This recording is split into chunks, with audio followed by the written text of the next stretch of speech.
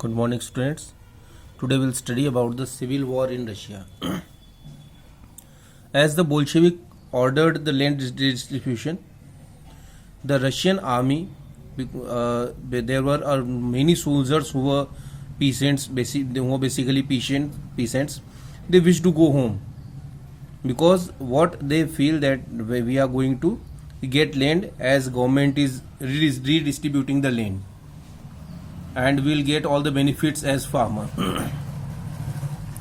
So they started leaving army and they started going home to work as laborers. Non-Bolshevik socialist liberals and supporters of autocracy condemned the Bolshevik uprising. This uprising and this redistribution of land was opposed by all other political leaders, let it be the liberals, the supporter of autocracy, the non-Bolshevik socialists. Everyone opposed this. Their leaders moved to South Russia and organized troops to fight the Bolsheviks, which were called the Reds because they used to wear red cloth. During 1918 and 19, the Greens, the socialist revolutionaries, were called the Greens, and the pro-Tsarians, the conservatives, they were called the Whites.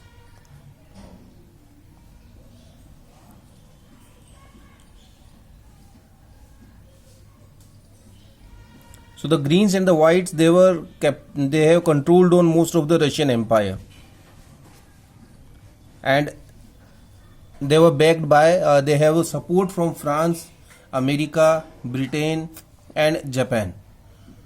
All those forces who were worried at the growth of socialism in Russia, because what they are doing in Russia, if same thing happen in any other country, the kings has to lose power, as well as the system is going to be disturbed. As these troops and the Bolshevik fought a civil war, looting, banditry and famine became common. Supporters of private property among whites took harsh steps with peasants who had seized land. Such actions led to loss of popular support for the non-Bolsheviks. As the Bolsheviks have distributed the land, the farmers seized the lands, and what the whites, it means the pro-Tsarian leaders done, they use very harsh steps. They beaten up the farmers, they've killed many farmers. So all these steps which were taken by the landowners, it lose support for the non-Bolsheviks. The peasants, the farmers and the poor section of society, they were completely against the non-Bolsheviks. By January 1920, the Bolsheviks controlled most of the former Russian Empire. And as the civil war goes forward until January 1920, the most of the Russian Empire was controlled by the Bolsheviks. They succeed due to cooperation with the non-Russian nationalist and Muslim Zadidist. So this is how the civil war was won by the Bolsheviks. In Khiva, in Central Asia, Bolshevik colonies brutally massacred local nationalists in the name of defending socialism. In this situation, many were confused about what the Bolshevik government represented. They were supporting, people were supporting Bolsheviks, but their deeds, their works were as on which they cannot believe, and they were very much confused that what they are going to do. At a place they are working for, they are fighting for the country, they are working with the nationalist people to change the system in the country, and on other place in Central Asia, they killed many nationalist people. So it was a situation of confusion that should they be supported or not.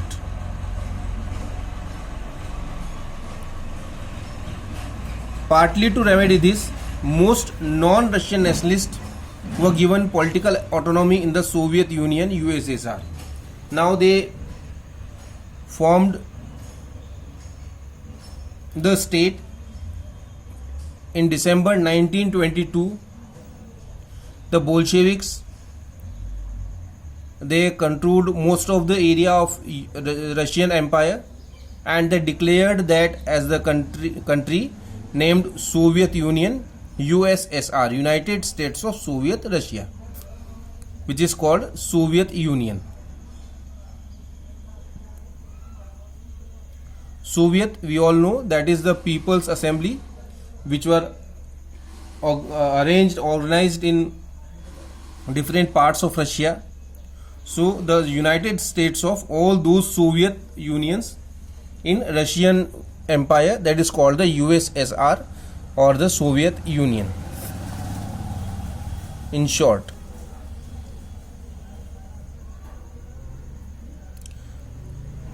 So in this USSR, most of the known Russian nationalists were given political autonomy so that they may get a few support from other countries as well. But since this was combined with the unpopular political policies that the Bolshevik forced the local government to follow, like the harsh discouragement of nomadism, attempt to win over different nationalists were only partly successful. So their policies were not very much successful because those were the very much unpopular policy. Now, how the socialist society was made? During the Civil War, the Bolsheviks kept industries and banks nationalized. What Bolsheviks done during the Civil War? They nationalized the industries and the banks. It means the private properties were handed over to government. They permitted peasants to cultivate the land that had been socialized. Bolsheviks used confiscated land to demonstrate what collective work could be. They asked people to cultivate socially,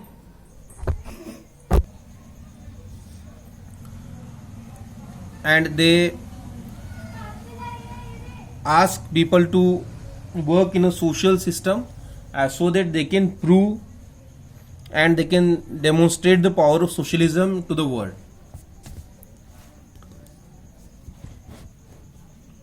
A process of centralized planning was introduced. What they done? They introduced the system of centralized planning. Officials assessed how the economy could work and set targets for the 5-year period. On this basis, they made the 5-year plans. The government fixed all prices to promote industrial growth during the first 2 plans. They appointed some officials who assessed this economy. They decided the target, that how much growth we should attain in next 5 years. These were called the 5-year plan. The same policies were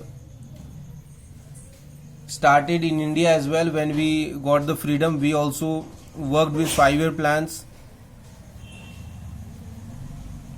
So in the first 2 5-year plans, the government fixed all prices, the price of all the items, so that the industrial growth can be promoted.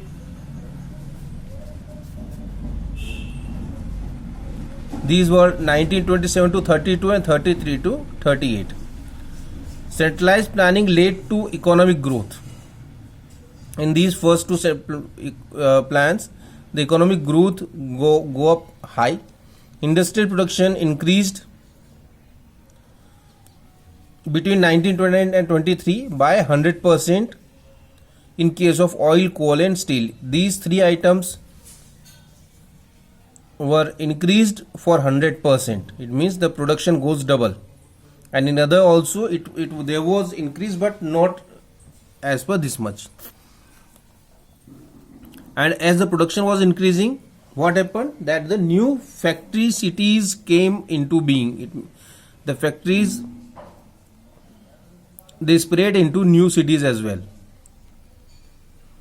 However, rapid construction led to poor working conditions, as they are having the construction work going on a very large scale, and they had targets to finish the work very quickly. So the working conditions became very difficult for the people. In the city of Magnitogorsk,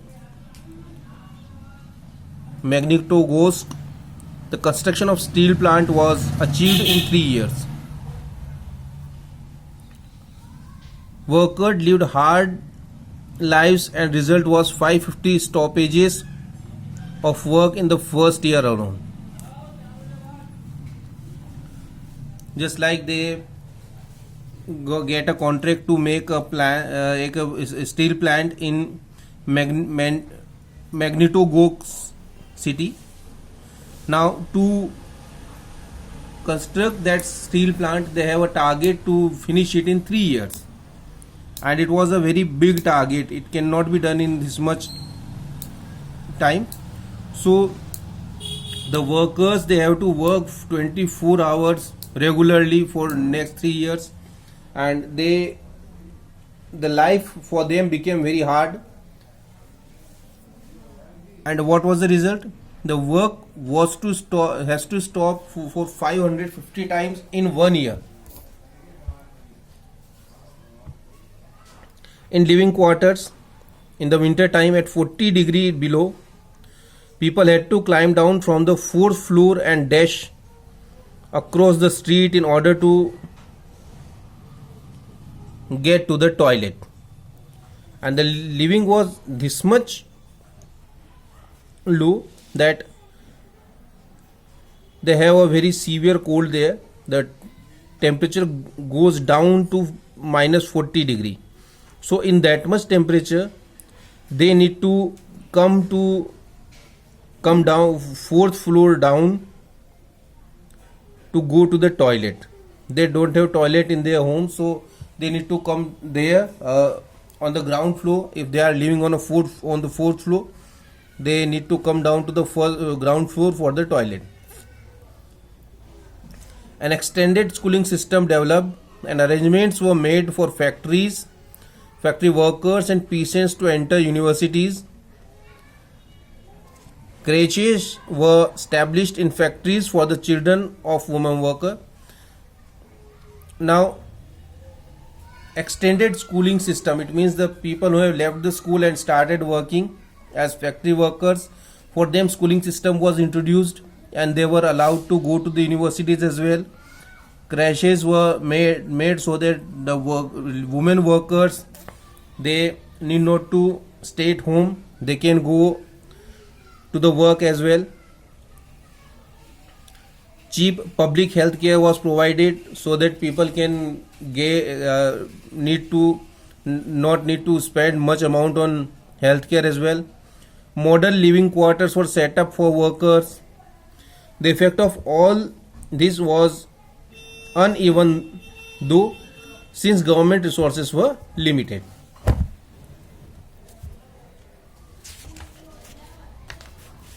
So this is how they created the socialist system in the country. Now we talk about the period of Stalin.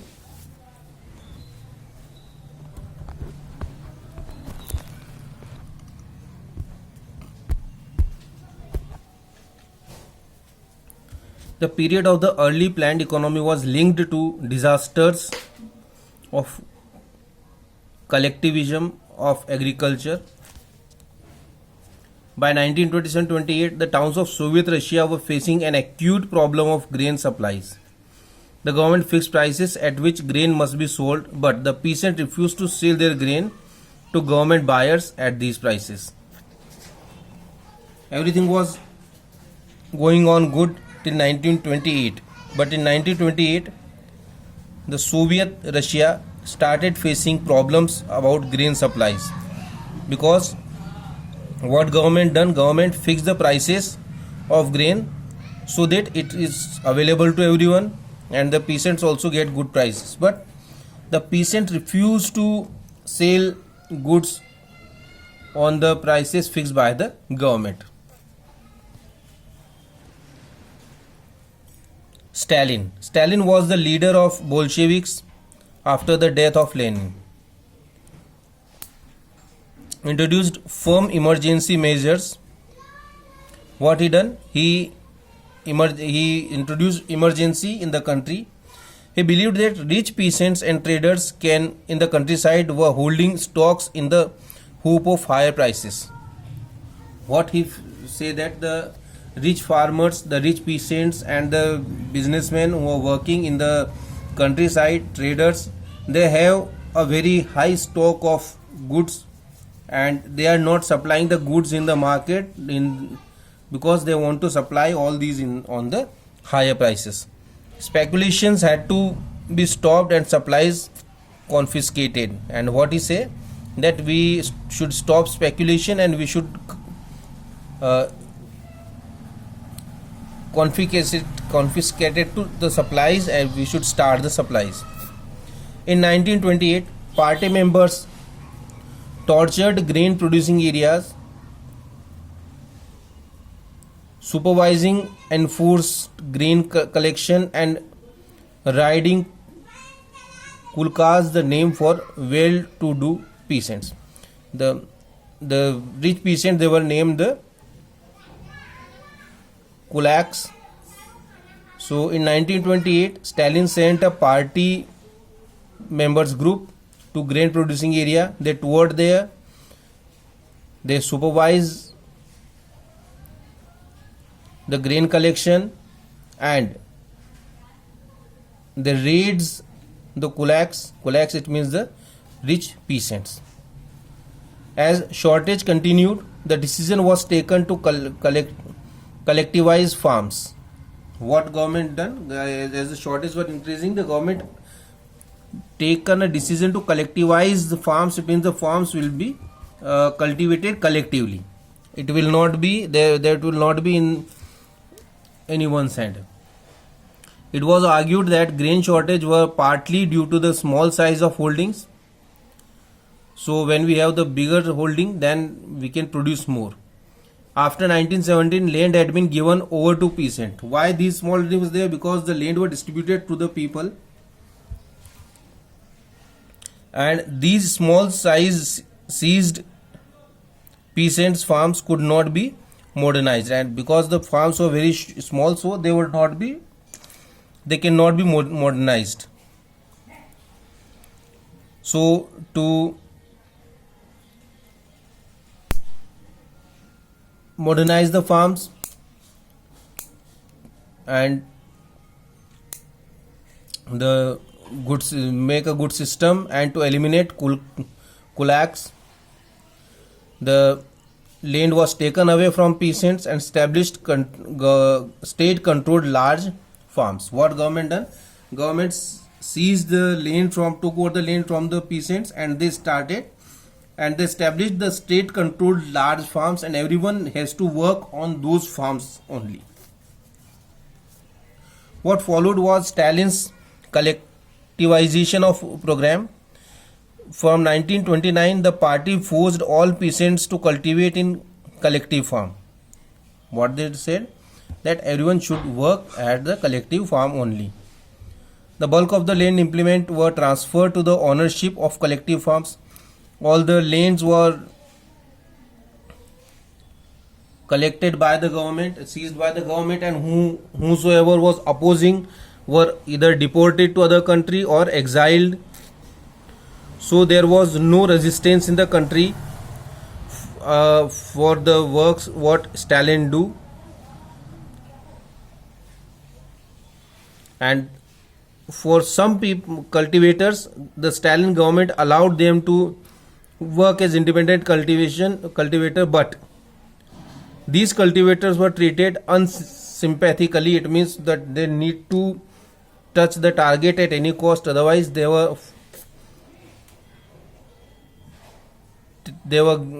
taken a very bad treatment from the government. In spite of collectivization of production, production did not increase immediately. In fact, the bad harvest of 1930-33 led one of the most devastating famines in Soviet Russia, when over 4 million died. So all these steps did not increase the production immediately. It took time, and as the collectivization of farming were going down there, the bad harvest of 1930-33 made it very severe condition for the Russia, and about 4 million people died in Russia at that time.